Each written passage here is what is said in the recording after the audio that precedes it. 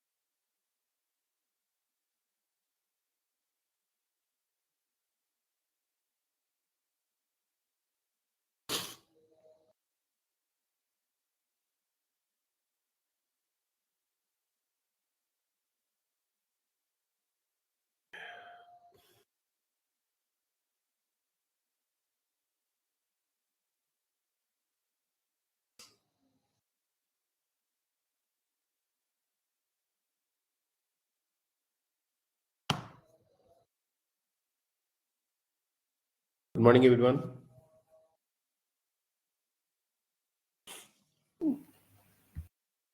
Good morning sir. बहुत दिन के बाद आज तुम लोग सुबह सुबह जगे हो, है ना। बहुत लोगों का तो आदत भी छूट गया होगा।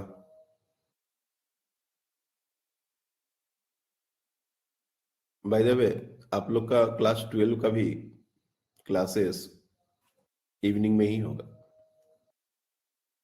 ठीक है। हमने लगभग शेड्यूल फाइनलाइज कर दिया है, कुछ दिन में हम शेयर कर देंगे आपको। टेंटेटिव डेट जो हमने देखा है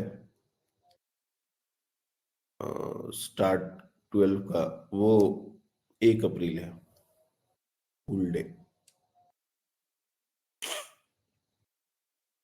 तो लेट्स सी और क्लासेस इवनिंग में ही होंगी।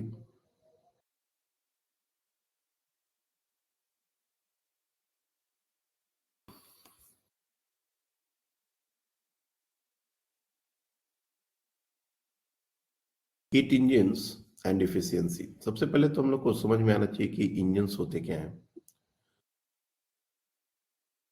How many of you have seen Gadar वाली ट्रेन इन रियल? गदर वाली ट्रेन जो, अच्छा एक मिनट, गदर मूवी तो देखे हो? गदर टू नहीं, गदर वन। वो तब आई थी जब तुम लोग शायद अभी बॉर्न नहीं हुए होगे। देखे हो गदर? अभी तो क्या, उसके सेकंड पार्ट आया तो बहुत लोगों ने उसको फर्स्ट पार्ट भी उसका देख लिया। तो उसमें जो ट्रेन यूज हुई है बेसिकली कोयले वाली ट्रेन। अब कहीं कहीं चलती है कोयले वाली ट्रेन, नौ के बराबर। सिर्फ उनको एक शो पीस की तरह रखा गया है। पहले वही चलती थी, नीचे कोयला जलाना, ऊपर बॉयलर होता था, बॉयलर में पानी गर्म होता था, स्टीम बनता था, स्टीम को पास किया जाता था टरबाइन पर, पिस्टन पर, और पिस्टन को पुश करता था और इससे फिर ट्रेन चलती थी। लेकिन अब वो धीरे धीरे वो सारी चीजें ऑब्सोलेट हो गई। अब मोस्टली देखोगे डीजल इंजन, वो भी डीजल इंजन भी धीरे धीरे वो ऑब्सोलेट होते जा रहे हैं। अब सारे इलेक्ट्रिक इंजन दिख रहे हैं ट्रेनों में। इलेक्ट्रिक केबल ऊपर लगी रहती है और उससे, क्योंकि उसकी इफिशियंसी सबसे ज्यादा है। जो गदर वाली ट्रेन थी वो कोयले वाली, उसका इफिशियंसी 18% होता था, 18%। मतलब सोचो, 18% का मतलब ये हुआ कि 88%, 82% जो है वो वेस्टेज था उसमें। जितना भी हम एनर्जी उसमें मतलब बर्न करते थे, उसका 82% वेस्ट हो जाता था। सिर्फ उसका 18% टू 20% कन्वर्ट होता था यूजफुल वर्क में। फिर उसके बाद आया डीजल इंजन, पेट्रोल इंजन, जिसको ऑटोमोबाइल इंजन भी बोलते हैं, इंटरनल कंबशन इंजन बोलते हैं इसको। पहले वाला जो इंजन जिसके बारे में हमने बात की उसको बोलते हैं एक्सटर्नल कंबशन इंजन।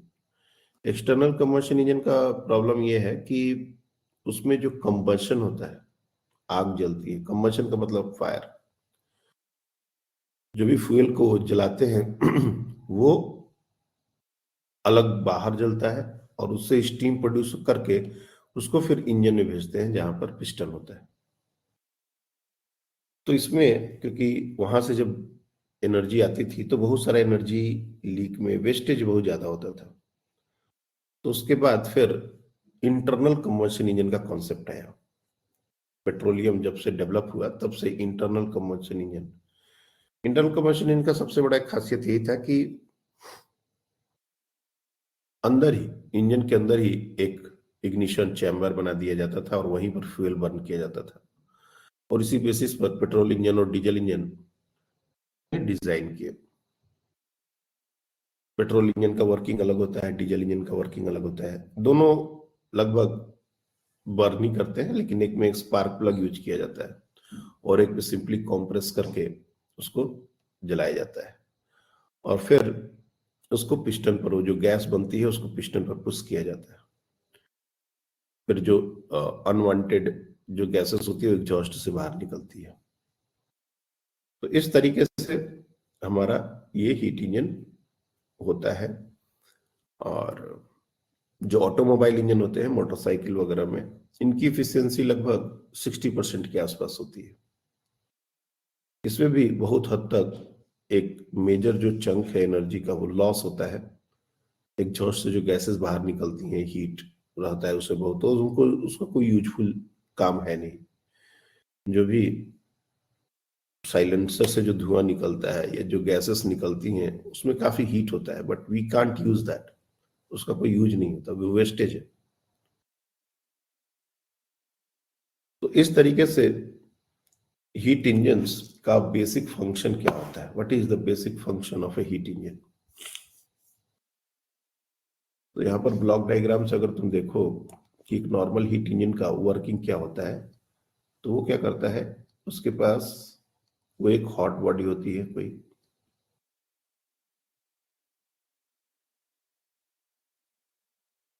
जिसका टेम्परेचर लेट से T1 है, और एक बॉडी होती है जिसको बोलते हैं हम लोग cold body,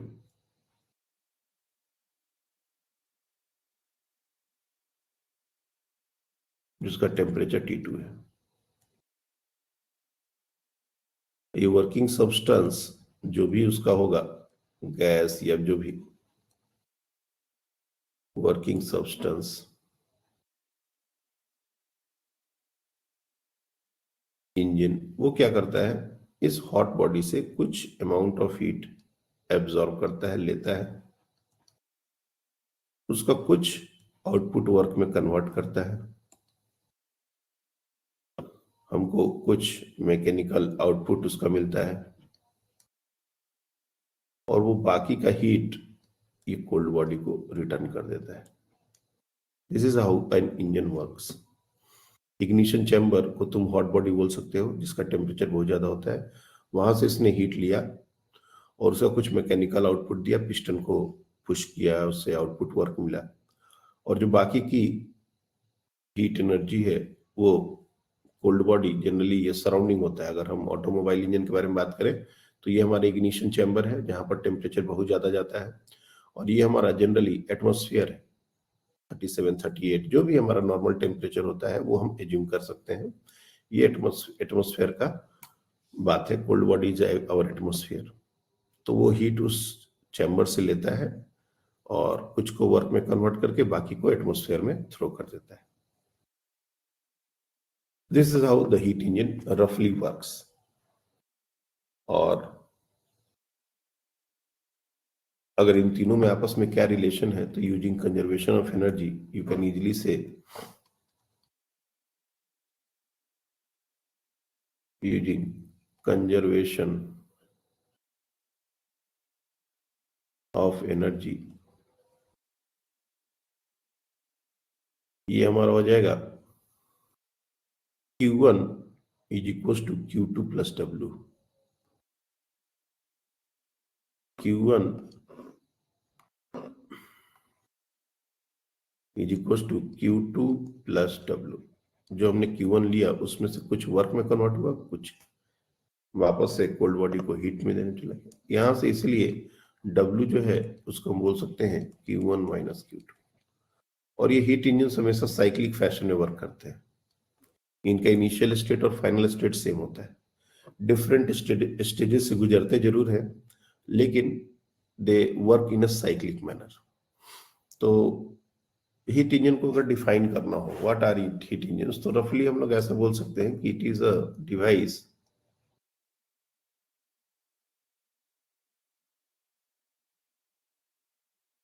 which works in a cyclic manner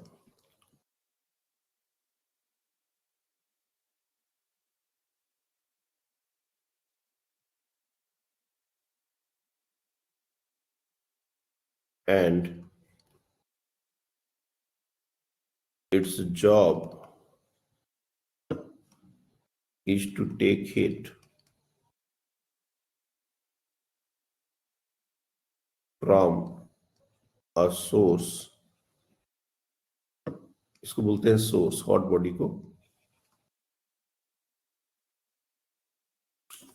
it take it from a source,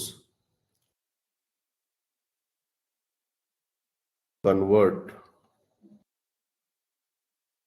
some part of it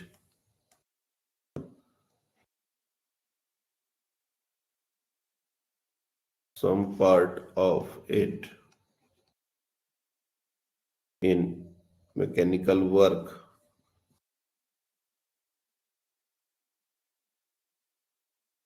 and remaining part and return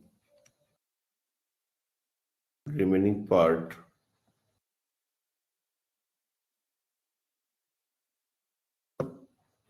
of heat to the sink, cold body। ये हमारा normal heat engine का working principle है। Hot body से heat लेना, उसका कुछ part को mechanical work में कन्वर्ट करना और बाकी कोल्ड बॉडी को दे देना। अब इसकी इफिशियंसी की बात की जाती है कि कोई भी हीट इंजन का इफिशियंसी क्या होगा, and this is very very important. Efficiency हमेशा याद रखना, useful work divide by heat input. हमको कितना हीट देना पड़ा और हमको कितना यूजफुल वर्क मिला, बस इसी का रेशियो होता है इफिशियंसी।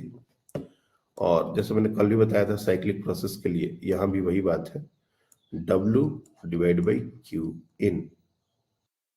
और Q1 यहाँ पर जो हीट हम ले रहे हैं वो Q1 है, तो W बाई Q1, और यहां से W को Q1 minus Q2 by Q1 अगर पुट करेंगे तो फाइनली हमारे इफिशियंसी का जो फॉर्मूला आ जाएगा वो आ जाएगा 1 माइनस Q2 अपॉन Q।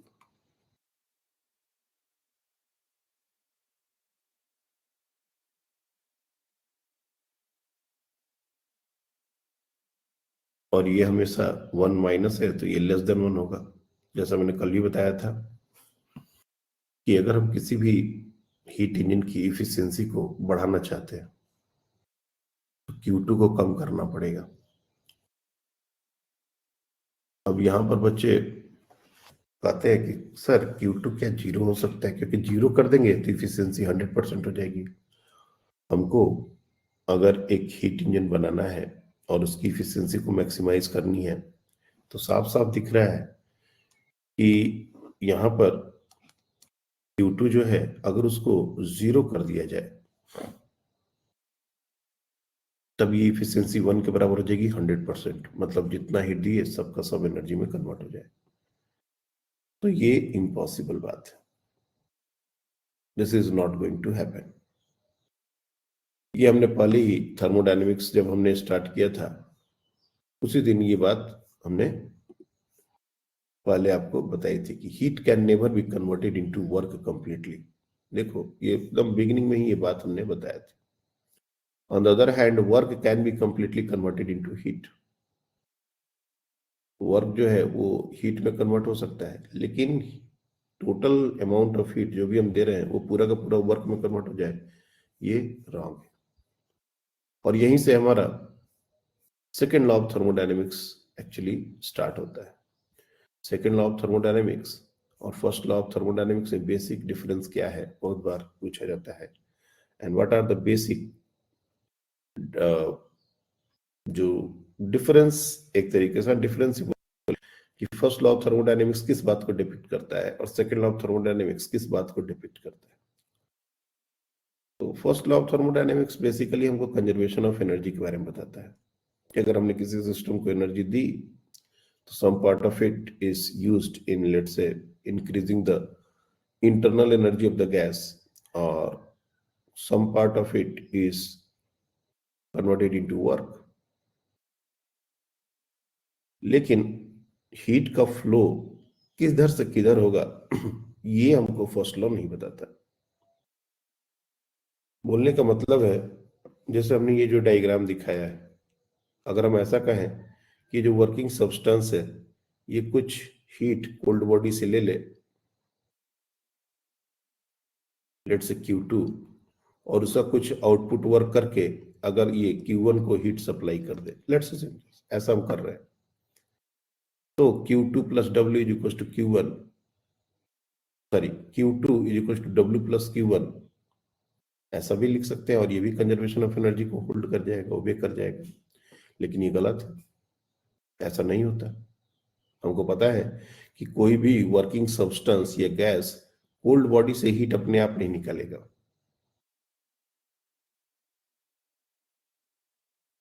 एक कप ऑफ टी खुद से ठंडा हो सकता है, सराउंडिंग में अगर हम रख देते हैं 1 कप ऑफ टी तो उससे हीट जो है वाया रेडिएशन सराउंडिंग को चला जाता है। लेकिन ये कभी नहीं होगा कि एक कप ऑफ टी ठंडा पड़ा हुआ है और सराउंडिंग से चारों तरफ से हीट आए और उसको गर्म कर दे, क्योंकि एनर्जी कंजर्वेशन तो उसमें भी है।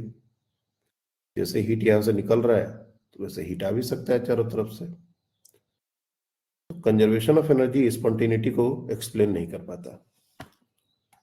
तो कोई भी प्रोसेस किस डायरेक्शन में मूव करेगा, ये बात हमको सेकंड लॉ ऑफ थर्मोडायनेमिक्स से मिलती है।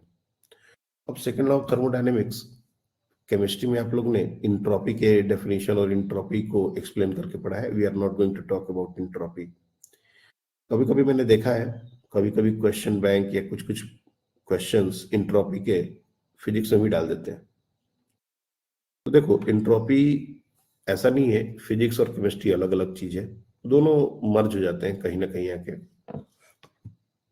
लेकिन फिजिक्स में इंट्रोपी नहीं है, इसलिए मैं इंट्रोपी के बारे में बात ही नहीं करूंगा। किया नहीं जा सकता ऐसा बात नहीं है, लेकिन that is not the part of physics. वो केमिस्ट्री का पार्ट है, और जो भी तुमको सिखाया गया बिल्कुल सही सिखाया गया। हम we are not going to explain second law of thermodynamics in terms of entropy. हम लोग इसको दूसरे तरीके से पढ़ेंगे। दो स्टेटमेंट्स हैं जिनको हम लोग बोलते हैं Kelvin Planck statement and Clausius statement,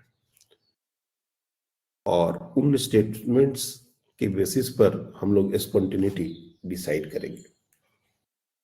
heat engines पर कुछ नॉर्मल न्यूमेरिकल्स बनेंगे, लेकिन इसके बाद हम लोग एक और सबसे ज्यादा एफिशिएंट इंजन के बारे में पढ़ेंगे, और ज्यादातर क्वेश्चन उसी हीट इंजन जो कि कार्नो इंजन है उससे आता है। तो पहले सेकंड लॉ ऑफ थर्मोडायनेमिक्स क्या है और कैसे ये स्पॉन्टेनिटी को बताता है, पहले ये हमको देखना होगा।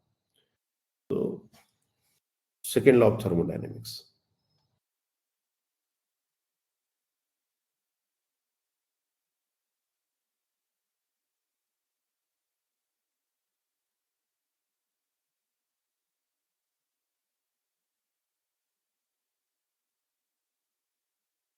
सेकेंड लॉ ऑफ थर्मोडायनेमिक्स में फिजिक्स में दो स्टेटमेंट्स हैं। एक को हम लोग बोलते हैं केल्विन प्लैंक स्टेटमेंट।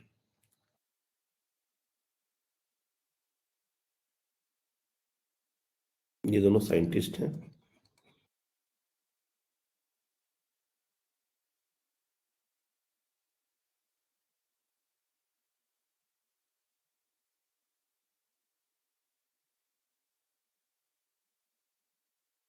क्या है Kelvin Planck statement? It is impossible, statement है, it is impossible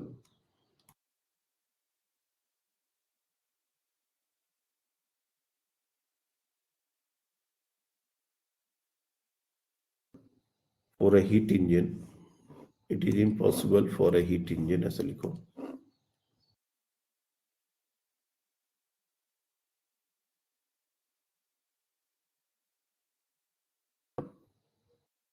which works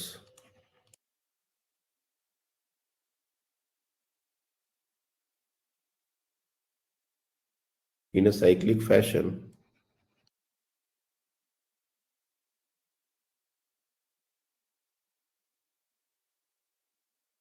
and whose entire job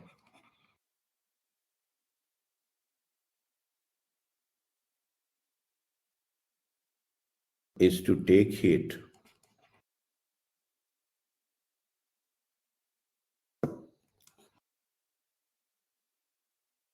from a hot body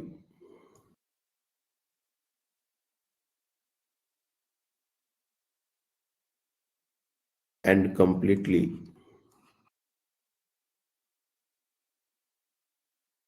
convert it into useful work.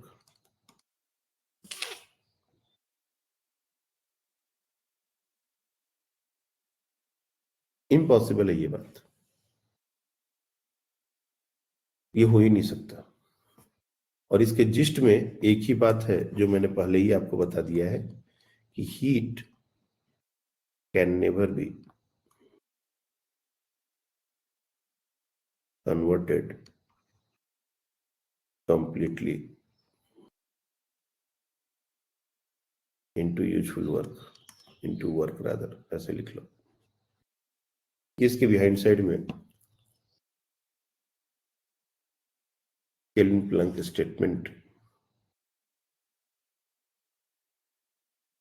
और किसी भी हीट इंजन की इफिशियंसी जैसे हमने यहां पर आपको बताया है 1 - Q2/Q1, इसको अगर हम चाहें तो ऐसे भी लिख सकते हैं 1 minus Q out on Q in. यहाँ पर बेसिकली डायग्राम में Q1 वही Q इन ही रिप्रेजेंट कर रहा है और Q2 ये हमारा Q आउट ही रिप्रेजेंट कर रहा है। तो तुम Q इन और Q आउट से भी इसको लिख सकते हो। और दूसरा स्टेटमेंट क्या है? There are two statements regarding second law of thermodynamics. दूसरा स्टेटमेंट है जिसको हमको बोलते हैं Clausius statement.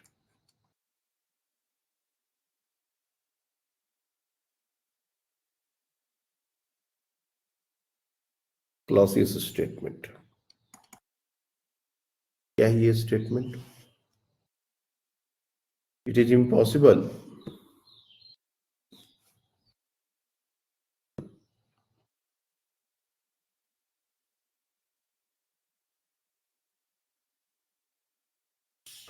For a self acting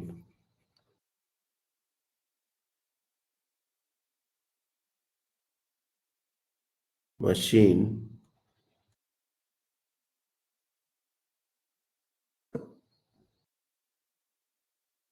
unaided by any external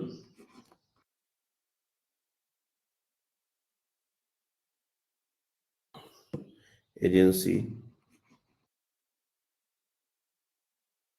to transfer heat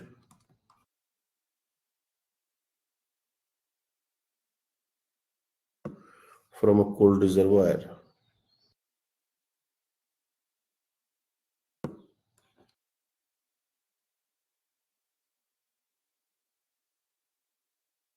to a hot reservoir।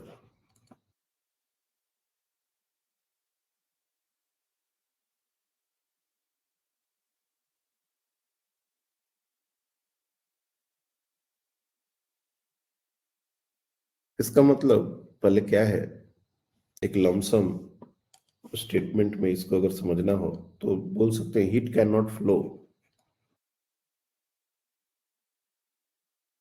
Heat cannot flow by self from a cold body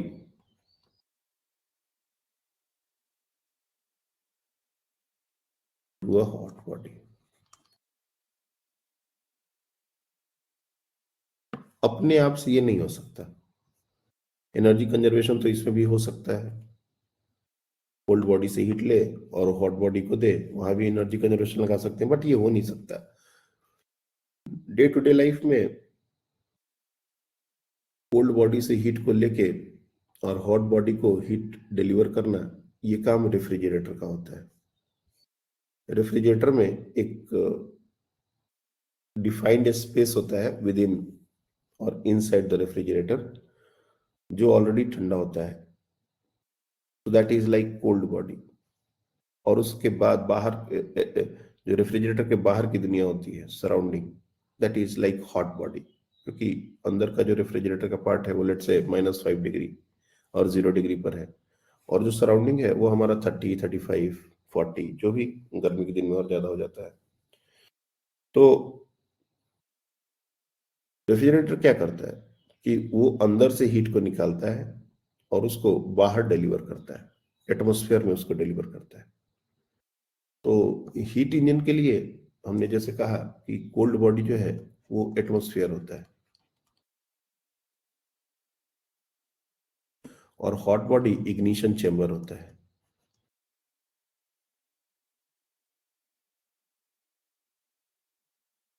लेकिन just यही बात refrigerator में रिवर्स हो जाती है।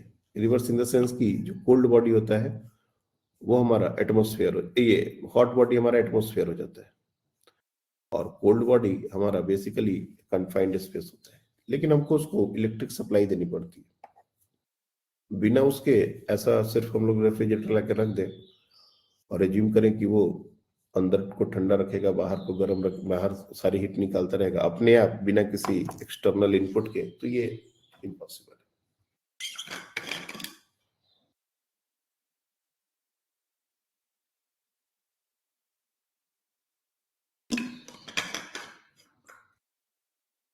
दोनों जो स्टेटमेंट्स हैं काफी ऐसा देखने में लगता है कि ये दोनों एक दूसरे से अलग है। एक हमारा हीट इंजन के बारे में बता रहा है, एक हमारा रेफ्रिजरेटर के बारे में थोड़ा बहुत बात कर रहा है कि, लेकिन इंटरेस्टिंग पार्ट क्या है कि अगर एक को भी वायोलेट करें तो दूसरा का भी वायोलेशन शुरू हो जाएगा। मतलब बेसिकली ये दोनों एक दूसरे को कंप्लीट करते हैं। Kelvin Planck statement and Clausius statement, इसको कहते हैं सिक्के के दो पहलू। अगर मान लेते हैं हमने कोई ऐसा डिवाइस बनाया जो केल्विन प्लस स्टेटमेंट को अगर इनवैलिड कर रहा है, उसको इस स्टेटमेंट को रॉन्ग कर रहा है, तो ऑटोमेटिकली वो दूसरे वाले को भी रॉन्ग करेगा। या कोई ऐसा इंस्ट्रूमेंट जो क्लॉसियस स्टेटमेंट के अकॉर्डिंग और क्लॉसियस स्टेटमेंट को झूठा ठहरा रहा है, वो इसको भी झूठा ठहरा देगा। मतलब एक के वायोलेशन से दूसरे का भी वायोलेशन होता है। और ये कैसे होता है, वी कैन एक्सप्लेन। एक एग्जांपल से इस बात को समझा जा सकता है, लेकिन अभी नहीं। अभी हम लोग कुछ कुछ और बातें इस पर करेंगे, जो कंक्रीट प्रॉब्लम वाली जो सिचुएशंस जहां जहां से बनती हैं। वैसे ये पार्ट ये पार्ट ही इस बार हट गया है। आप लोग को पढ़ाया था ये आकाश में? हाँ सर, ये स्टेटमेंट्स तो पढ़ाए थे। रेफ्रिजरेटर नहीं पढ़ाया था और कार्नोट इंजन पढ़ाया था। हम्म। तो हीट इंजन जो है वो एक्चुअली इस बार शायद सिलेबस से हटा दिया गया है। मेडिकल में ही हटाया गया है जहां तक याद है मुझे। खैर कोई बात नहीं। 11th के टॉपिक्स जो भी हटे हैं या जो भी जुटे हैं, मैं उनको वो नहीं कर रहा। अपने 12 में भी जो भी सिलेबस हट गया है, वो उसमें भी कोई हम लोग अभी नहीं हटाएंगे।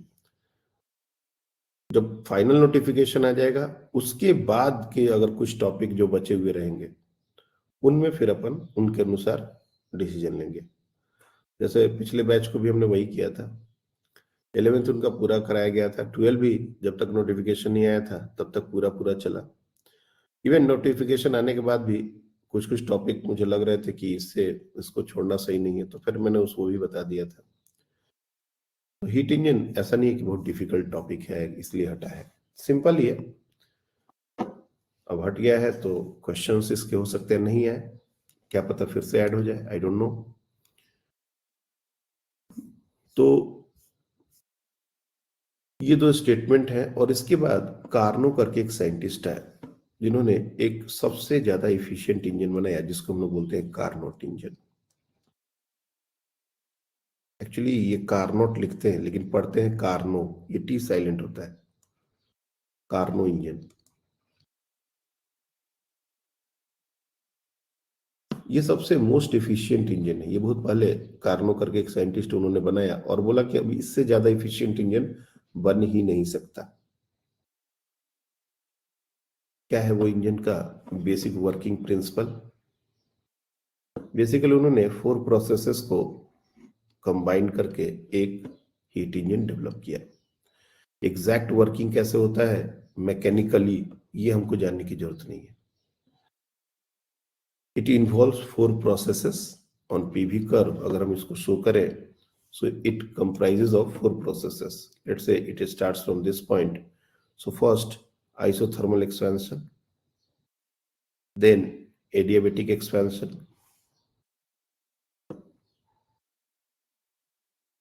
isothermal compression, adiabatic compression। इस तरीके से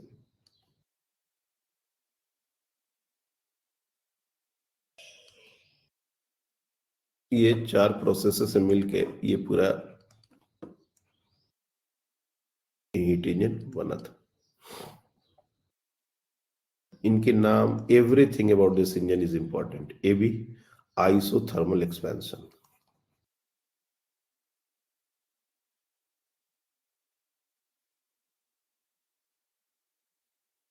BC, adiabatic expansion. CD, isothermal compression.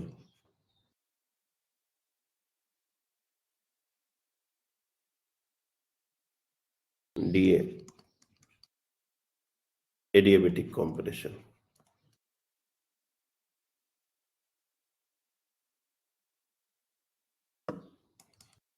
और ए बी और सी डी ये एक आइसोथर्म्स हैं. If you see A B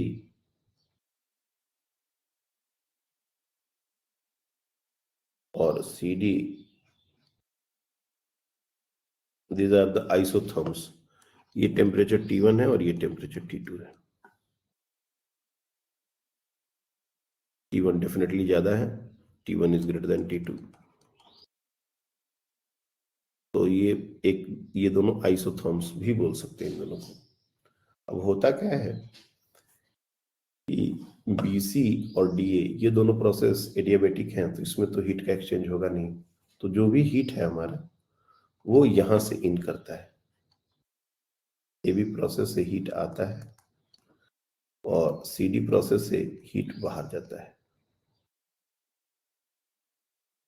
और जो भी यूजफुल वर्क है वो ये एरिया है.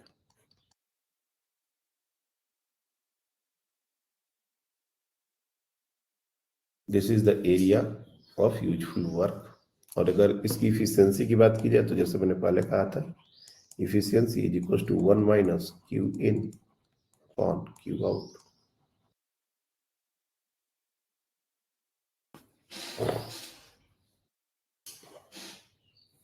ये कोई भी इंजन का एफिशिएंसी होता है, लेकिन कार्नो इंजन के लिए हमारा एफिशिएंसी अगर हम इसको डेराइव करें तो ये जो Q in by Q out जो हमने निकाला है ये एक्चुअली ये आ जाते हैं 1 माइनस T2 बाई T1.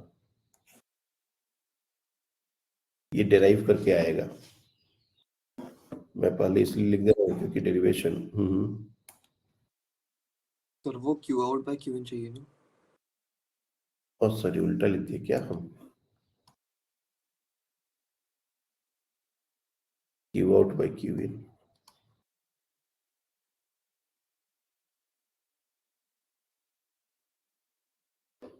अब ये आता कैसे है, ये डेरिवेशन है और डेरिवेशन हमारे लिए बहुत ज्यादा इंपॉर्टेंट नहीं है. No one going to ask you कि efficiency of an Carnot engine ये है वो प्रूव करिए.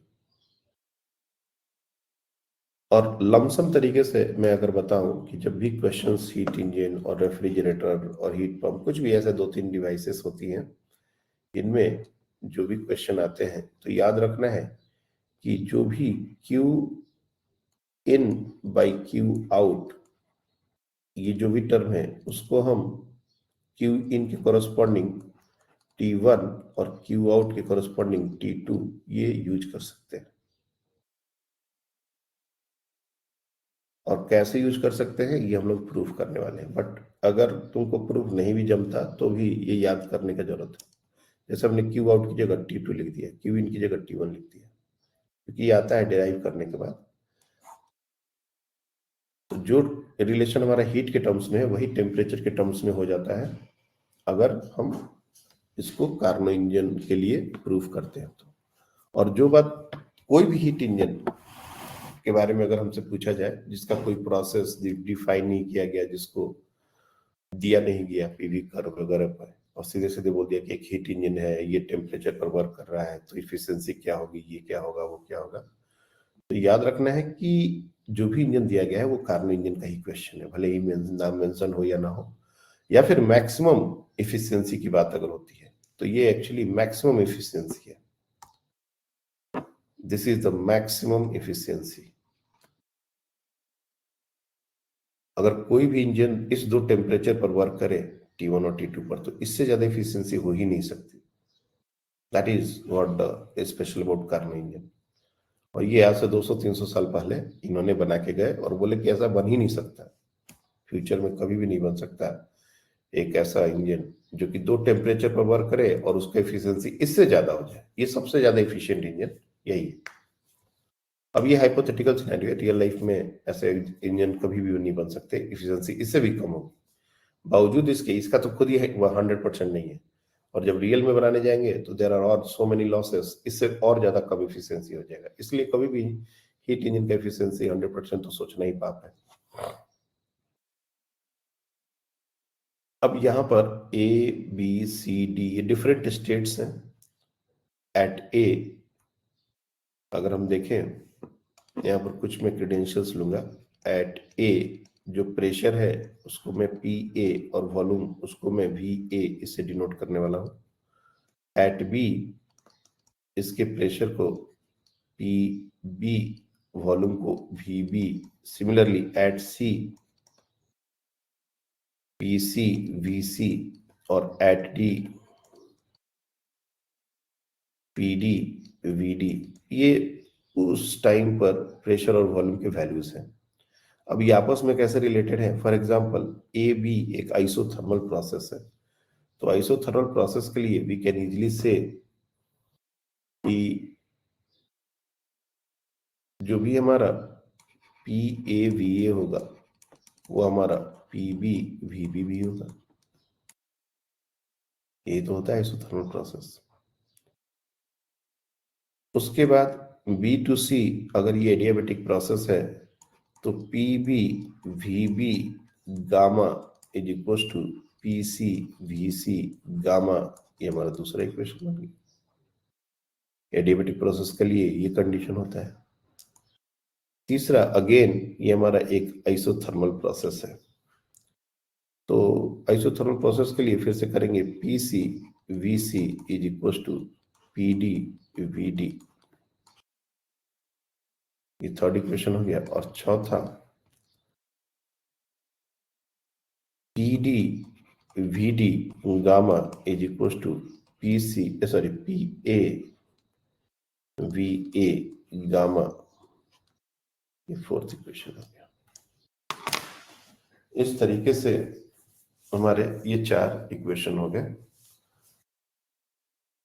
अलग अलग प्रोसेसेस के लिए हमने लिखा है। अगर मान लो सबका लेफ्ट हैंड साइड एक साथ मल्टीप्लाई कर दें और सबका राइट हैंड साइड एक साथ मल्टीप्लाई कर दें, ये सब इक्वल टू है, तो इसका लेफ्ट हैंड साइड मल्टीप्लाई करके इसका राइट हैंड साइड मल्टीप्लाई करेंगे तो इक्वल ही होना चाहिए। That means what we can write कि P A into P B into P C into P D, P A into P B into P C into P D, और V A V B gamma, V A V B gamma, V C V D gamma, and that is equals to PB PC PD PA और VB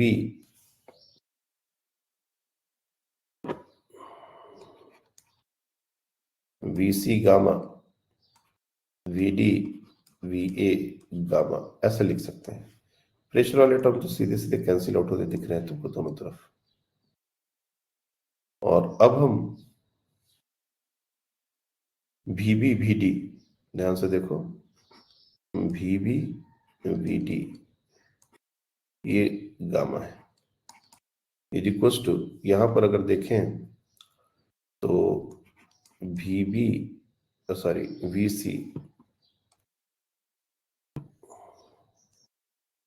और VA gamma. इधर से VB और VD का term जो है उसको नीचे लेके चले आओ, ये हो जाएगा VB VD, और इधर से जो VA और VC का टर्म है उसको इधर लेके चले आओ तो VA VC ऐसा हो जाएगा। यानी कि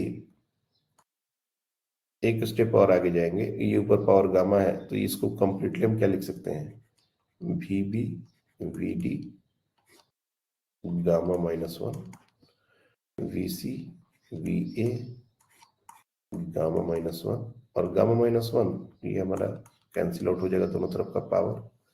मतलब यहां से जो रिजल्ट बन के आ रहा है वो VB upon VA is equal to VC upon VD।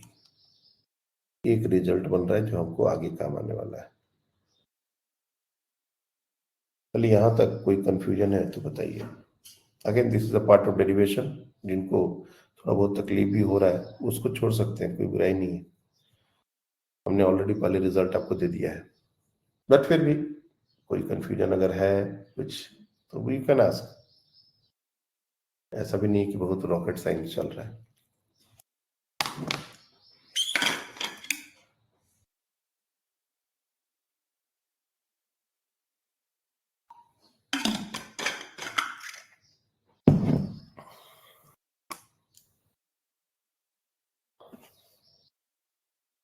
अब ये जो एबी प्रोसेस है, चूंकि एक आइसोथर्मल प्रोसेस है, इसलिए आइसोथर्मल प्रोसेस के लिए डेल्टा टी 0 होता है, और डेल्टा टी 0 होने से डेल्टा यू 0 होता है। तो अगर हम फॉर प्रोसेस ए बी, जिसके लिए हमने क्यू इन लिखा है, delta you plus delta W अगर हम लिखें तो डेल्टा यू तो 0 हो जाएगा, और Q in can be written as delta W, और डेल्टा डब्ल्यू एक आइसोथर्मल प्रोसेस के लिए होता है NRT lawn V2 by V1। अब V2 क्या है? VB। V1 क्या है? VA। तो ये हमारा Q इन का एक्सप्रेशन आ गया। सिमिलरली फॉर प्रोसेस CD, ये CD जो प्रोसेस है इसमें Q बाहर निकलेगा। For process CD Q out. अब यहाँ पर थोड़ा सा बच्चे केयरफुल रहते हैं, केयरफुल रहना पड़ेगा, ध्यान से देखना है इसको। इसके लिए भी हमारा स्टेटमेंट वाइज यही है, delta U is delta W, ये 0 होगा, और यहाँ पर Q out is equals to delta W, और इसको हम लोग लिख सकते हैं NRT, और यहाँ पर T1 लिख लो NRT, ये हो जाएगा NRT2 lawn VD by VC। अब यहाँ पर थोड़ा सा कंफ्यूजन रहता है बच्चों को। देखो ये जो VC बाई VD है ना, VD बाई VC, ये लेस देन 1 का टर्म है, ये लेस देन 1 है। तुम कहोगे सर क्यू आउट निगेटिव क्यों नहीं आया? तो ये तो निगेटिव आना चाहिए, तो ये सारे टर्म पॉजिटिव हैं, इसमें कहीं कोई निगेटिव का टर्म नहीं है। यहां से निगेटिव आएगा, ये लॉग जब कैलकुलेट करेंगे तो निगेटिव आएगा, लेकिन लॉग हम कैलकुलेट करेंगे नहीं, क्योंकि ये टर्म लेस देन 1 है। लेस देन 1 अगर कोई भी लॉग का वैल्यू होता है तो निगेटिव ही आता है। इसलिए हम क्या करेंगे कि इसको रिवर्ट करेंगे, रिवर्ट करेंगे और एक्सटर्नली एक माइनस लगा देंगे, मतलब इसको लिखेंगे minus NRT2 lawn VD by VC। जानबूझ के हमने ऐसा किया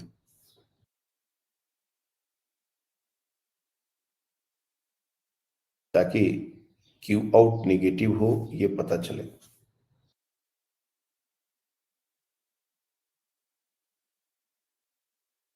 अब हमको दोनों को ऐड कर देना है साइन के साथ, या फिर simply Q in upon Q out, जो इफिशियंसी है हमारा sorry 1 minus Q out by Q in, efficiency अगर वही यूज कर ले, इफिशियंसी क्या था? 1 minus Q out upon Q in, तो 1 माइनस, अब क्यू आउट ये साइन के साथ तो हमने निकाला है, लेकिन सिर्फ यहां पर जब पुट करेंगे तो यहां पर माइनस नहीं लगा, नहीं तो प्लस हो जाएगा, ऑलरेडी माइनस है, तो सिर्फ मैग्नीट्यूड को लेना पड़ेगा, ये मैग्नीट्यूड। तो ये क्या है? NRT2 lawn VD by VC divide by NRT1 lawn, ये कितना आया था? VB by VA। अब NR कैंसिल आउट हो गया। अब देखो ये जो VD बाई VC हमने यहां पर निकाला हुआ है, VB by VA,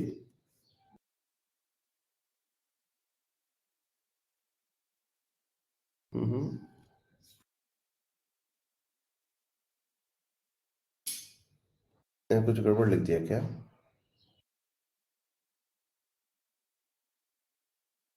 VB by VA VC by VD, ठीक तो लिखा है। यहाँ पर क्या हो रहा है? NRT2 VD बाई VC, इसको रिवर्ट किया हमने, माइनस साइन डाल दिया, ठीक है।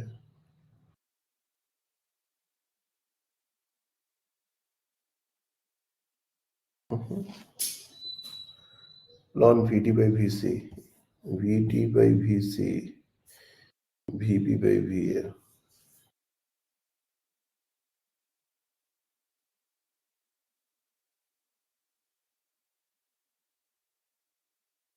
माइनस को निकालना सही नहीं है, don't take it out.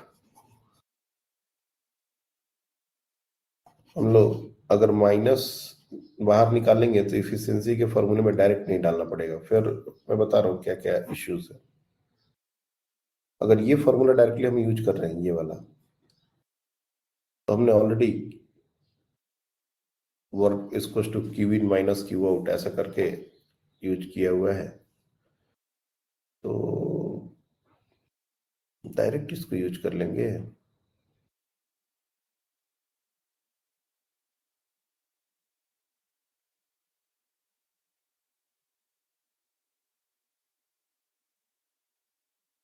Wait, just give me a moment.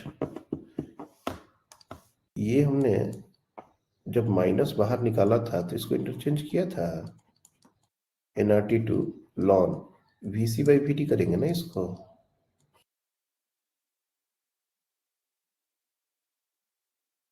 शायद हमने पिछली बार जब माइनस बाहर निकाला था तो इंटरचेंज नहीं किया था,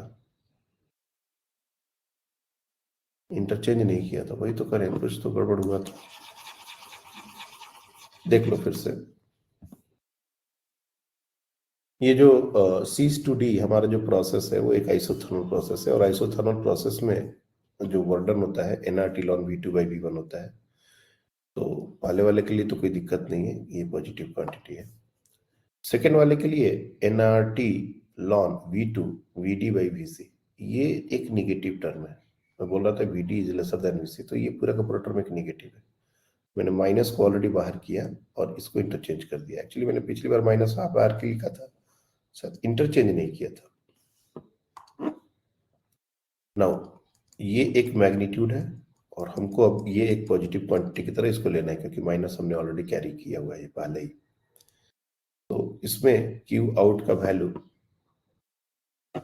1 minus NRT2 ln VC upon VD divide by NRT1 ln VB upon VA, ऐसा लेने वाले हम लोग।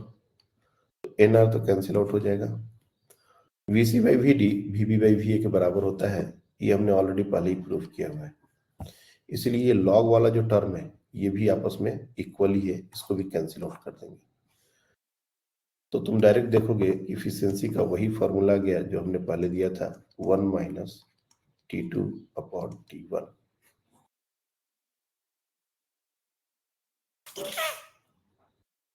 और ये भी मैंने कहा था कि क्यू इन और क्यू आउट का सिर्फ मैग्नीट्यूड देखा जाए तो तुम यहाँ पर निकाल सकते हो Q in upon Q out. तो क्यू इन का वैल्यू ऊपर लिखा हुआ है, क्यू आउट का वैल्यू यहाँ लिखा हुआ है। सिंपली अगर डिवाइड करोगे तो ये T1 बाई T2 आ जाएगा। हम ऑब्वियसली सिर्फ मैग्नीट्यूड को काउंट कर रहे हैं, साइन को काउंट नहीं कर रहे हैं, क्योंकि साइन हमने इफिशियंसी निकालने में हमको ऐड करना था। हमने ऑलरेडी सब्ट्रैक्ट जब किया, ये Q1 माइनस Q2 जब किया है तभी हमने साइन कंसीडर किया है। जिनको थोड़ा भी कंफ्यूजन हो रहा है, इसको आप ऐसे देख सकते हो कि Q1 प्लस माइनस Q2, इस तरह से देख सकते हो। हमने Q2 का साइन पहले ही बाहर रख दिया है ताकि ये सिर्फ मैग्नीट्यूड की तरह बिहेव करे। तो ये होता है कार्नो इंजन का इफिशियंसी, और ये मैक्सिमम इफिशियंसी है, इससे ज्यादा इफिशियंसी और हो ही नहीं सकती। अभी सब बहुत सारे क्वेश्चंस बनते हैं, भर भर के क्वेश्चन बनते हैं, और इसमें एक जो मिस्टेक है वो बच्चे करना नहीं भूलते, और वो है टेम्परेचर डिग्री सेंटीग्रेड में दिया है और उसको ऐसे ही यूज कर लेते हैं। जब भी टेम्परेचर एब्सोल्यूट यूज करना है, डेल्टा टी ना टी यूज करना है, तो हमने आपको बताया कि वो एब्सोल्यूट स्केल में यूज करना है, वही SI यूनिट है। तो सारे जब टर्म्स हम SI यूनिट में यूज करते हैं तो टेम्परेचर का वैल्यू भी SI यूनिट मतलब केल्विन स्केल में ही यूज करना है। अगर इस बात को अगर तुम ध्यान में रखोगे तो हीट इंजन के क्वेश्चन तो बिल्कुल ही गलत नहीं होने वाले। मैं 2-4 क्वेश्चन जल्दी से इसको शेयर करता हूं, देखो।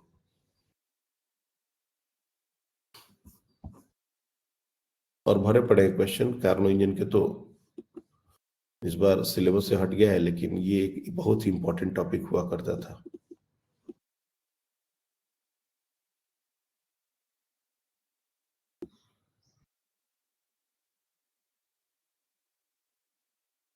देखिए तो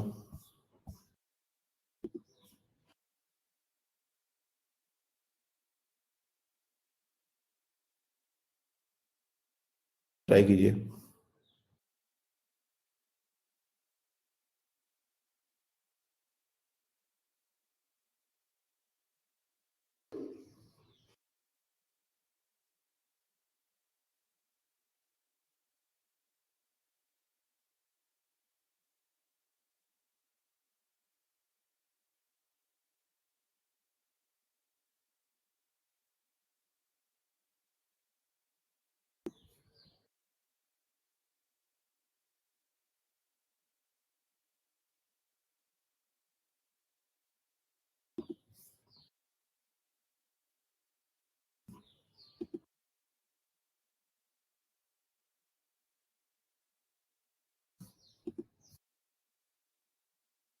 ये दो क्वेश्चन को ट्राई करते हैं अभी।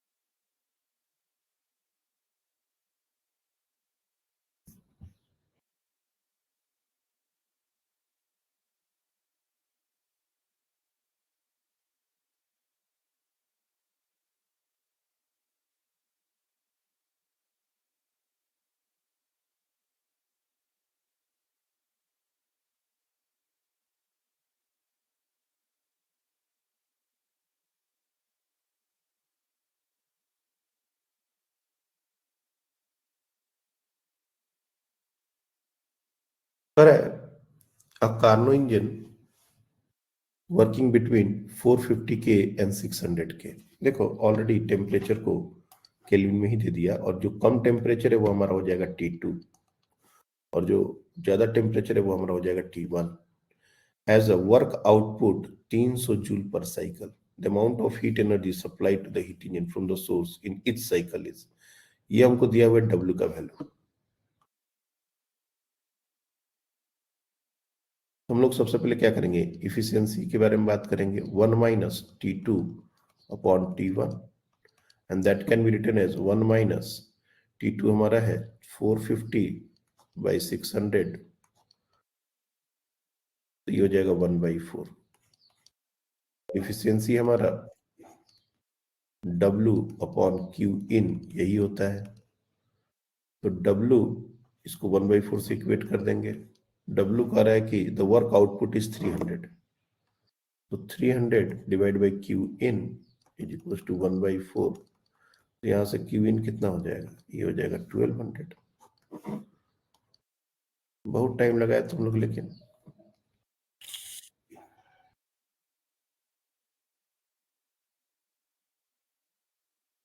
सेकेंड ट्राई कीजिए।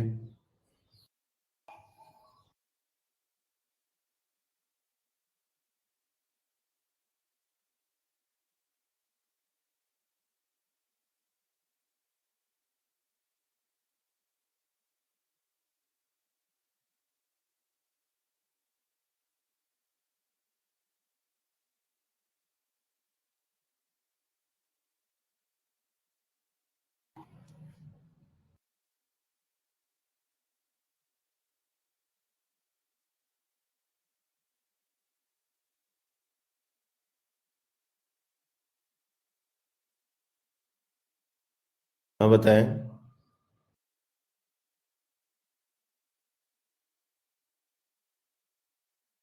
सेकेंड वाला आपने कर लिया।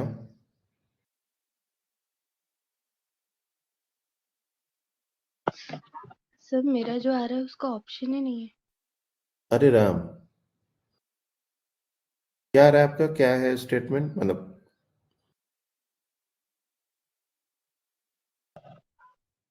सर मेरा ऐसा है कि temperature of sink should B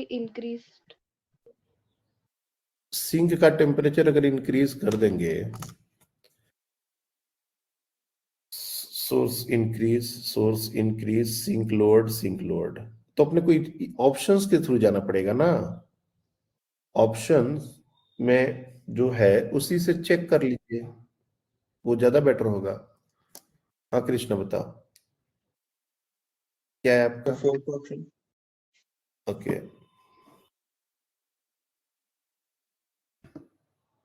500 degree centigrade and 1000 degree centigrade, ये हमारा सोर्स और सिंक का टेम्परेचर है।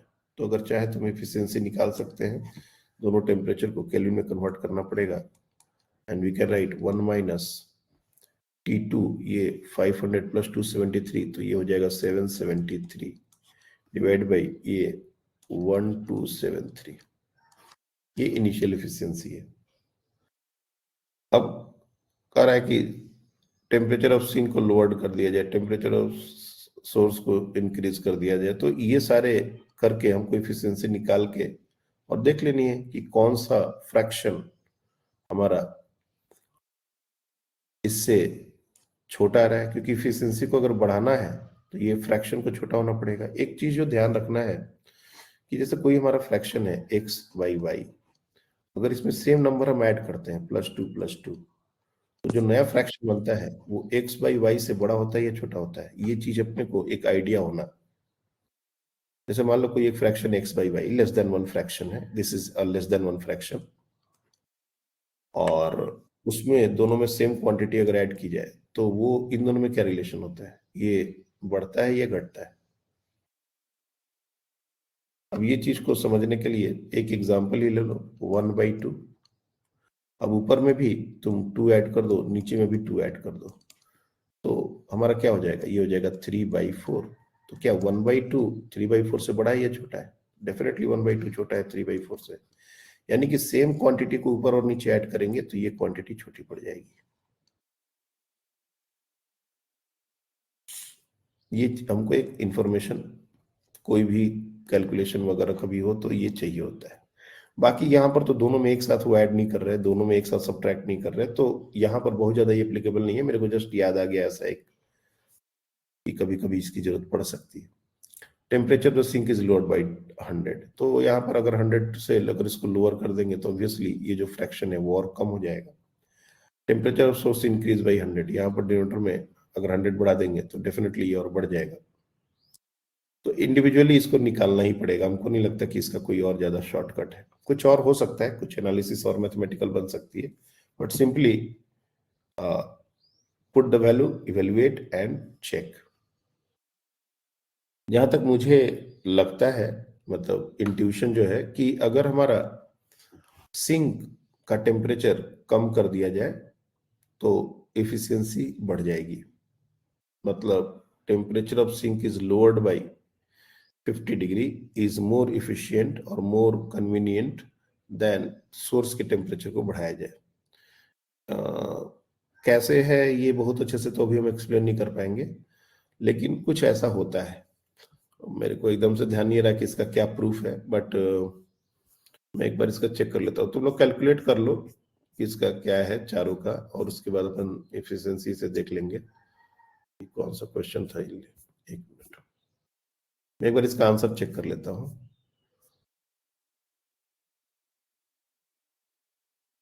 क्वेश्चन नंबर 50 आप लोग को लीप शेयर कर दी गई है। 50 का 1, temperature of sink is lowered by this, ये एक्चुअल आंसर है। क्यों है? I mean simply put the value and get the result. और जैसे मैंने कहा ना, ये इंट्यूशन दिमाग में बना लो कि सोर्स का टेम्परेचर 100 से बढ़ाना चाहिए या सिंक का टेम्परेचर 100 से घटाना चाहिए। अगर सेम अमाउंट से बढ़ाने और घटाने की बात हो तो घटाना ज्यादा बेनिफिशियल है। जैसे मैंने ये, हाँ, ये इसी रिजल्ट को थोड़ा सा इस तरह से मैनिपुलेट करो कि x by y is going to be greater than x-2 divide by y2। जैसे 5/6 एक एक्सप्रेशन, एक फ्रैक्शन लो 5/6। 5/6 अगर देखोगे तो ये नियरली 0.8 के आसपास का वैल्यू है। और 5/6 में से अपन दोनों तरफ 2 माइनस कर दें, 5 - 2 6 - 2 तो ये हो जाएगा 3/4, ये हो जाएगा 0.75। तो जब हम माइनस करेंगे तो ये वैल्यू छोटा हो जाता है, और जब हम ऐड करते हैं तो ये वैल्यू बड़ा हो जाता है। तो ये चीज तो खैर थोड़ा सा अपने को आता है काम, लेकिन यहाँ पर दोनों में एक साथ चेंज नहीं कर रहे हैं। यहाँ पर एक को बढ़ा रहे हैं, एक को घटा रहे हैं। तो सिंक का टेम्परेचर लोअर करना, कुछ था एक क्वेश्चन, देखो मेरे को एकदम से ध्यान नहीं आ रहा, लेकिन कोई एक क्वेश्चन था जो सोर्स के टेम्परेचर को 400 डिग्री से बढ़ाना पड़ जाएगा अगर इफिशियंसी को डबल करना है तो, या इफिशियंसी को अगर डबल करना है तो सिंक के टेम्परेचर को इतने से कम करना पड़ेगा। तो ऐसे करके तो सिंक का टेम्परेचर कम से कम करना पड़ेगा और सोर्स का टेम्परेचर बहुत ज्यादा से बढ़ाना पड़ेगा, ऐसा करके एक ध्यान में आ रहा है क्वेश्चन। इसलिए मेरे को भी थोड़ा इंट्यूशन ऐसा आ रहा था, बाकी वैल्यूज पुट करके चेक कर सकते हैं। ये रॉन्ग, एफिशिएंसी का हमारे पास फॉर्मूला बनेगा और इसको यूज करके हम निकाल सकते हैं। तो खैर कार्नो इंजन पर बहुत सारे क्वेश्चन है, हम लोग को एक दो चीजें और भी बात करनी है, पहले वो कर लेते हैं। देखो जैसे कार्नो इंजन और हीट इंजन हमारा होता है, वैसा होता है refrigerator and heat pump. Refrigerator and heat pump,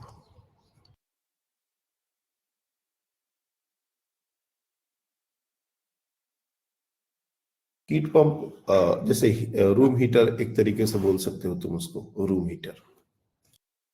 इनका वर्किंग क्या होता है? तो रेफ्रिजरेटर का वर्किंग सबको पता है, कोई बड़ी बात नहीं है। इसमें एक हॉट बॉडी होगा जो कि सराउंडिंग होता है, जैसे मैंने पहले ही थोड़ा सा बता दिया है। ये हमारा सराउंडिंग है जिसका टेम्परेचर है T1। मैं हमेशा से हॉट बॉडी को T1 से ही डिनोट करूंगा, क्योंकि नोटेशंस हमको चेंज नहीं करने हैं। एक चीज जो ध्यान में रखनी है कि नोटेशंस अपने को चेंज नहीं करना है, नहीं तो हम कंफ्यूज हो जाएंगे। कभी कभी हीट इंजन और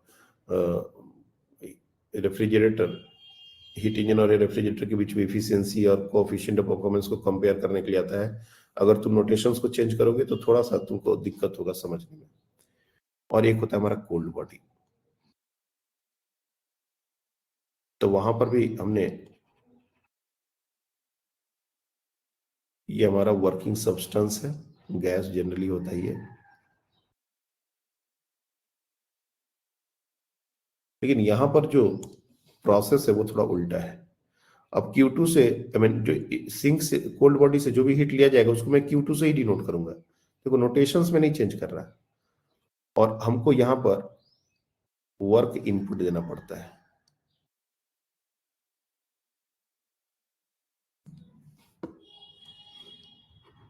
यहां पर हमको इलेक्ट्रिसिटी सप्लाई करनी पड़ती है, और ये एटमॉस्फेयर को जो हीट देता है उसको हम लोग बोलते हैं Q1। This is the how the working of a refrigerator और हीट पंप। रेफ्रिजरेटर और हीट पंप का वर्किंग बिल्कुल सिमिलर है। ये कोल्ड बॉडी जो होता है रेफ्रिजरेटर के लिए, वो विद इन द रेफ्रिजरेटर जो अंदर का एरिया होता है वो होता है, और जो हीट पंप होता है उसके लिए कोल्ड बॉडी सराउंडिंग होता है, उसके पीछे का पूरा एरिया जो होता है। और हॉट बॉडी ये सराउंडिंग होता है रेफ्रिजरेटर के लिए, और हीट पंप के लिए जो सामने जिधर से हवा निकलती है, जिधर हम लोग फेस करते हैं हीट पंप को, वो साइड होता है एक तरीके से। तो थोड़ा सा अपने को रिलेट करना है, और बिना हम रिलेट किए इनके एफिशिएंसी, और रादर इसको बोलते हैं कोएफिशिएंट ऑफ परफॉर्मेंस, इसको हम बहुत अच्छे से याद नहीं कर पाएंगे। कोएफिशिएंट ऑफ परफॉर्मेंस, ये टर्म हम लोग यूज करते हैं, एफिशिएंसी यूज नहीं करते। और फर्स्ट लॉ ऑफ थर्मोडायनेमिक्स और एनर्जी कंजर्वेशन से हम क्या लिख सकते हैं? यहाँ पर again Q2 plus W is equal to Q1, और W can be written as Q1 minus Q2। ये पहले भी था, अभी भी है। अब बीटा यहाँ पर दो चीजों के लिए है, यहीं पर सबसे ज्यादा ध्यान देनी है। बीटा रेफ्रिजरेटर और बीटा हीट पंप, ये दोनों अलग अलग होते हैं, क्योंकि हम दोनों को अलग अलग पर्पस के लिए यूज करते हैं। रेफ्रिजरेटर में हमारा कंसर्न क्या होता है कि कितना ठंडा करे, एक रेफ्रिजरेटर अगर ज्यादा ठंडा करता है, ज्यादा हीट निकालता है, तो वो हमारे लिए अच्छा है। मतलब हम जो भी वर्क इनपुट दे रहे हैं उसका हमारा मेन कंसर्न इस Q2 पर है। तो रेफ्रिजरेटर का जो बीटा होता है वो Q2/W।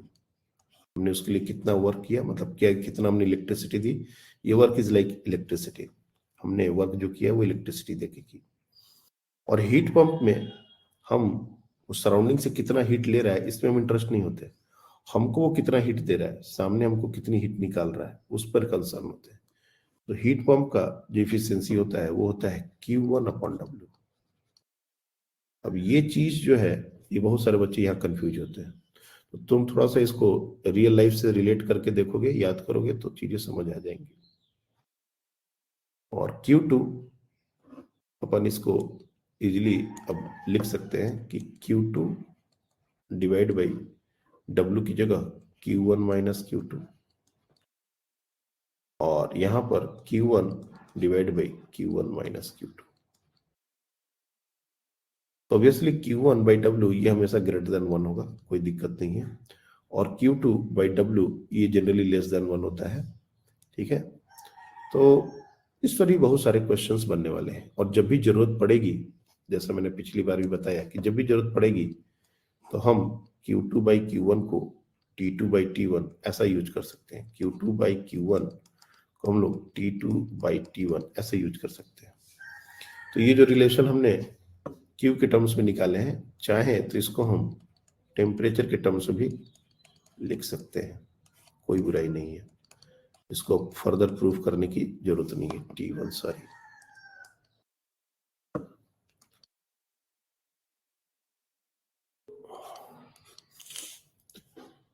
तो बहुत सारा रेफ्रिजरेटर का भी क्वेश्चंस हीट इंजन के साथ साथ दिया जाता है। तो कोएफिशिएंट ऑफ परफॉर्मेंस और इफिशियंसी, ये दोनों में थोड़ा फर्क है। हाँ बोलिए।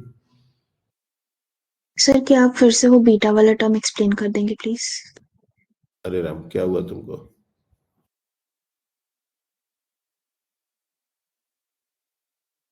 बीटा जो होता है वो उसको बोलते हैं हम लोग कोएफिशिएंट ऑफ परफॉर्मेंस। और बेसिकली इसको इफिशियंसी की तरह ही देखो। जितना हमने उसके ऊपर, ये W एक तरीके से रियल लाइफ से इसको रिलेट करेंगे तो ये होता है इलेक्ट्रिसिटी। और न्यूमरेटर में होता है हमको output. Basically output by input करना है, कितना हमको मिल रहा है, कितना उसके लिए हमने इनपुट दिया, इस यही होता है बीटा, यही होता है इफिशियंसी।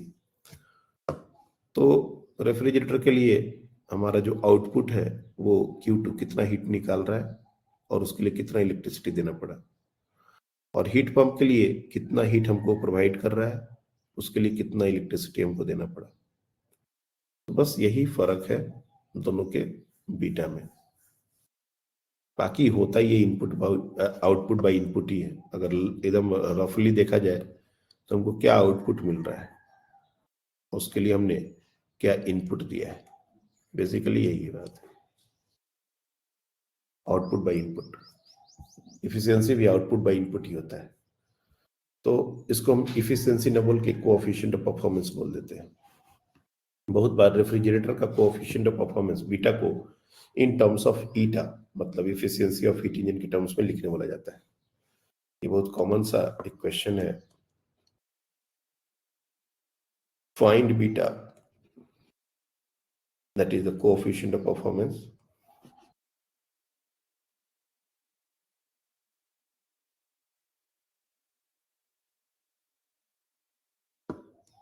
of refrigerator. जब भी डायरेक्टली बीटा के बारे में बात हो तो रेफ्रिजरेटर ही लेना है। हीट पंप एक्सप्लिसिटली बोला जाएगा इन terms of eta, efficiency of heat. हाँ, जाना है ना आपको? नहीं सर, वो क्या आप वो बीटा का रेफ्रिजरेटर और हीट पंप का वापस बता सकते हैं? मेरा वो नेट डिस्कनेक्ट हो गया था। ये सब रिकॉर्डेड है बाय द वे। देखो, हमारा आउटपुट में हम किस में कितना इंटरेस्टेड है, हम हीटर किस लिए यूज करते हैं? हम रेफ्रिजरेटर क्यों यूज करते हैं, ये दोनों को थोड़ा सा सोचोगे तो तुमको अपने आप सारी बातें समझ में आ जाएगी। रेफ्रिजरेटर का यूज होता है ठंडा करने के लिए और हीट पंप का यूज होता है गर्म करने के लिए। हम लोग रूम हीटर कितना ठंडा करेगा रूम को, इसके लिए तो चलाते नहीं है। तो heat pump is room heater. इसलिए कंसर्न क्या है, और दोनों के लिए हमको इलेक्ट्रिसिटी इनपुट देनी पड़ती है। तो डब्ल्यू जो है वो इलेक्ट्रिसिटी है, इनपुट है। तो हमको कितनी इलेक्ट्रिसिटी देनी पड़ रही है और उससे हमको कितना आउटपुट मिल रहा है, तो आउटपुट बाय इनपुट यही हमारा होता है बीटा।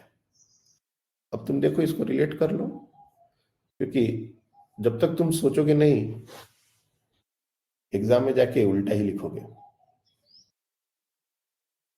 तो इसलिए मैंने सारी बातें लिख दी हैं, तुमको सोच के अपने आप आंसर लिख देना है। हमारा जो यूजफुल आउटपुट है उसके लिए हमने कितना इनपुट दिया है, यही होता है बीटा। अब रेफ्रिजरेटर का जो बीटा है ये हमको पता है, ये हमारा होता है Q2 divide by W which is Q1 minus Q2, और वही ईटा ये हमारा होता है 1 माइनस Q2 अपॉन Q1। तो अगर मैं Q2 से या Q1 से डिवाइड कर दूं, ये बीटा को अगर Q1 से डिवाइड कर दें, तो यहाँ पर Q2 upon Q1 divide by 1 minus Q2 upon Q1, कुछ ऐसा एक्सप्रेशन आ जाएगा। तो 1 माइनस Q2 अपॉन Q1 ये तो हमारा ईटा ही है, और Q2 अपॉन Q1 के लिए यहां से एक वैल्यू निकाल लेंगे, Q2 upon Q1 is equal to 1 minus eta. तो यू कैन क्लियरली सी कि ऊपर हो जाएगा 1 minus eta divide by eta. ये हमारा बीटा का एक्सप्रेशन हो गया। बहुत बार ये क्वेश्चन पूछ दिया जाता है कि बीटा ईटा के टर्म्स में निकालिए। तो ऐसा नहीं कि तुमको इसको याद करना है, कर लोगे तो कोई बुराई नहीं है, लेकिन कैसे किया हमने ये तुमको मैथमेटिकल मैनिपुलेशन और कुछ नहीं। तुमको फॉर्मूले अगर याद है तो यू सिंपली यूज दिस। तो ये एक इंपॉर्टेंट क्वेश्चन है, इसलिए इसको ध्यान में रखना। एक दो बार प्रैक्टिस कर लोगे तो भूलोगे नहीं। और बाकी रेफ्रिजरेटर पर जैसे हीट इंजन के क्वेश्चंस बनते हैं, वैसा ही बहुत सारा क्वेश्चन है। मैं एक रेफ्रिजरेटर का क्वेश्चन आपसे शेयर करता हूं।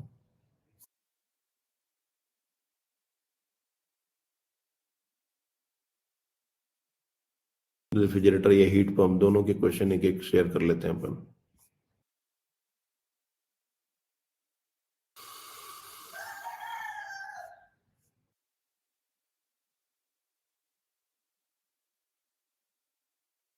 एक्चुअली मेरे को, हाँ मिल तो गया। बहुत सारे क्वेश्चंस हैं, क्वेश्चन का कमी नहीं है।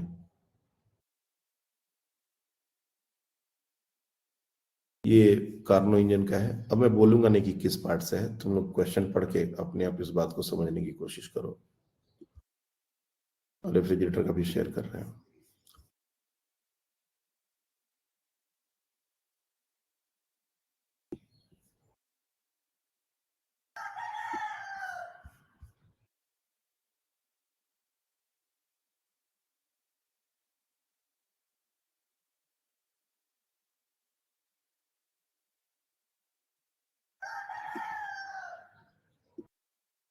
चलो हमने साथ साथ ही रख दिया दोनों क्वेश्चन को,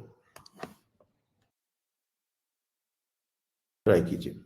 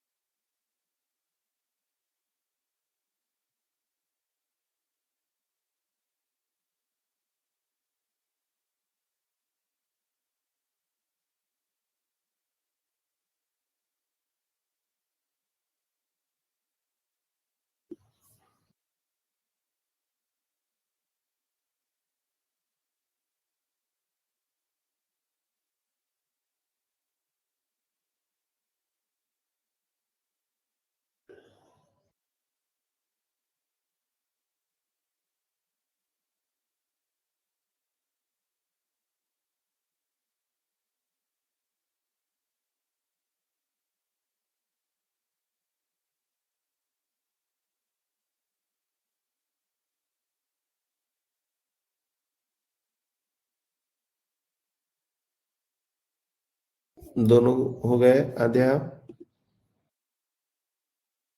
हाँ सर, सेकंड वाले क्वेश्चन का मुझे पक्का आंसर नहीं पता, बट आ गया।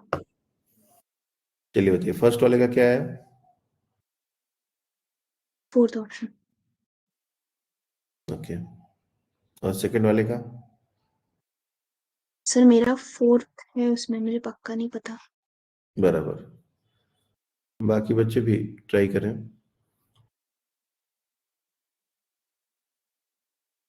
मल्हार, अभी आपकी क्लासेस चल रही हैं? अभी तो छुट्टी होगा ना? हाँ सर, आज आपकी छुट्टी है। ओके चलो एंजॉय कर लो। हाँ, आप ये बताएं। सर फर्स्ट का फोर्थ, ओके, और सेकंड का?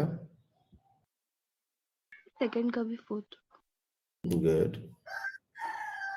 कृष्णा, आप बताएं। सर सेम ही है। सेम है, गुड। अभी तक किसी का कोई अलग आंसर है? श्रावणी, अलग आंसर है या सेम है? Sir same. बढ़िया। तो देखो, अभी भी टाइम है एक्चुअली, जो बच्चे ट्राई करना चाहते हैं, और वैसे बहुत सारे क्वेश्चन है, मैंने लीव भी कल शेयर कर दी। The sink temperature of a Carnot engine of 40% efficiency is this much. Efficiency हमको 40% दिया। 40% एफिशिएंसी का मतलब क्या हुआ? 40/100 यानी 2/5। ये क्या है? हमारा एफिशिएंसी है। और इसको हम क्या लिख सकते हैं? 1 - T2/T1। तो 1 - 300/T1, sorry.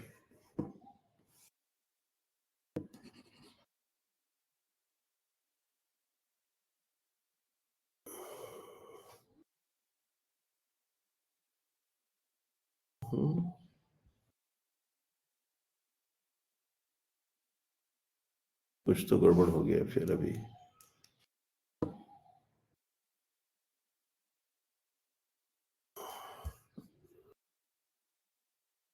Just give me a moment.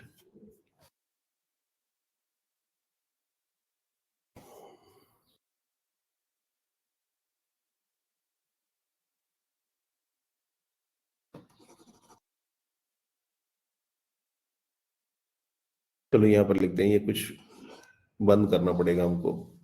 तो 300/T1 इस तरह से लिख देंगे, and that is equal to ये 2/5। तो यहाँ से अगर तुम कैलकुलेट करोगे तो 300/T1 इज इक्वल टू 1 - 2/5, ये हो जाएगा 3/5। और इसको सॉल्व किया जाए अगर, तो T1 हमारा आ जाएगा 500 के। तो इनिशियली हमारा यही टेम्परेचर था। और कह रहा है कि for increasing the efficiency to 60%, the increase in temperature of source का टेम्परेचर कितने से बढ़ाना पड़ेगा। तो सेकेंड पार्ट में भी अपन इफिशियंसी के करस्पॉन्डिंग टेम्परेचर फिगर आउट कर लेंगे। तो ये हो जाएगा 60/100, तो 3/5। और इसको हम लोग 1 - अगेन T2 300/T1, ऐसा T1 डैश कर लो इसको अगर, तो ये हमारा हो जाएगा 300/T1 is equal to 1 - 3/5 can be written as 2/5। ये हो जाएगा 150, और T1 डैश यहाँ से आ जाएगा 750। तो ये 750 के करना पड़ेगा, और ये 500 के था, तो माइनस कर देंगे, तो ऑब्वियस सी बात है ये आंसर आ जाएगा। बिल्कुल सही बात, बिल्कुल, वेरी वेरी गुड।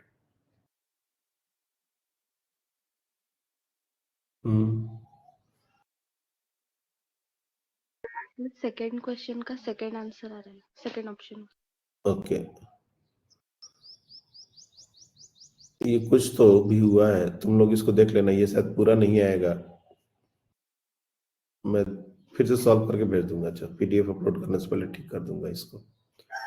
ये कुछ स्क्रीन के ऊपर ही हो गया है, कुछ गड़बड़ हुआ है। Anyway, if a refrigerator extract heat A from a cold reservoir and B is the heat released to the hot reservoir, then work done on the refrigerant system।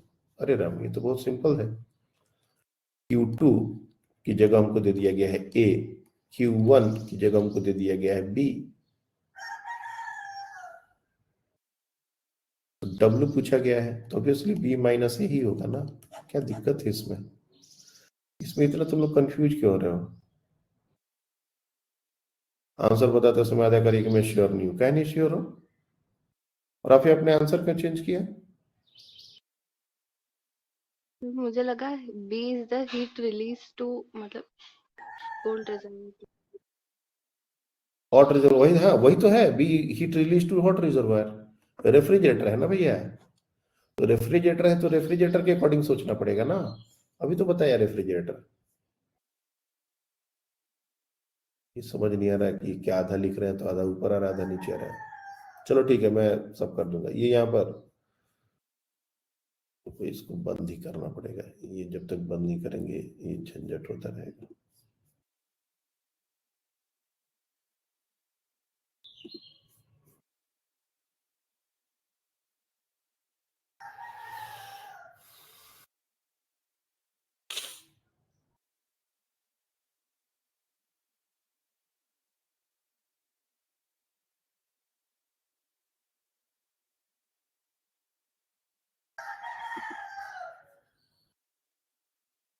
Actually वो जो लिखा हुआ था सब गायब हो गया, लेकिन उसे कोई दिक्कत नहीं है, यू कैन सिंपली सॉल्व, बड़ी बात नहीं है। ये T1 यहाँ पर रखोगे तो यहाँ इससे 2/5 इसको सॉल्व करोगे तो T1 हमारा आ जाता है 500K, और जो दूसरी बार की इफिशियंसी है उससे अगर T1 डैश निकालोगे तो 750K आ जाएगा। Simply T/5 is equal to 1 minus 300/T1 dash, ये करके और फिर डिफरेंस निकालो। और यहाँ पर तो साफ साफ दिया हुआ है कि हमारा Q2 the refrigerator extracted from A, और Q1 जिसको रिलीज कर रहा है B, तो वर्डन क्या होगा? Q1 माइनस Q2 ही तो होता है। इसके क्वेश्चन बहुत सिंपल होते हैं, पर पता नहीं बच्चे थोड़े कंफ्यूज रहते हैं। इंजन और रेफ्रिजरेटर को एक साथ अगर पढ़ लेते हैं शायद इसलिए हो जाते हैं, या जो भी, आई डोंट नो। तो इसको एक बार देखिए, ऐसा नहीं है कि ये चीज खत्म हो गई है। केटीजी हम लोग शुरू जरूर करेंगे थर्सडे को, लेकिन इसके भी क्वेश्चंस और भी करेंगे। थर्मोडायनेमिक्स का जो भी आप लोग सॉल्व करके कुछ कुछ डाउट जो निकालोगे वो सॉल्व हो जाएगा उस दिन। कल आपका टेस्ट है, हम 10 बजे के लगभग पेपर अपलोड कर देंगे।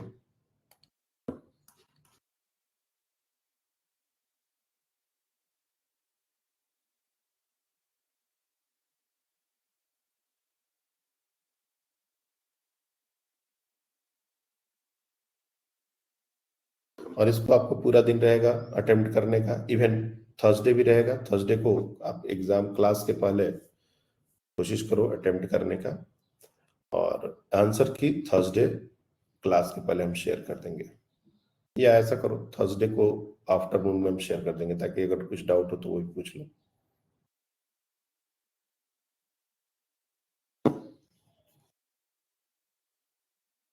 तो अभी हम लोग यही तक रखते हैं।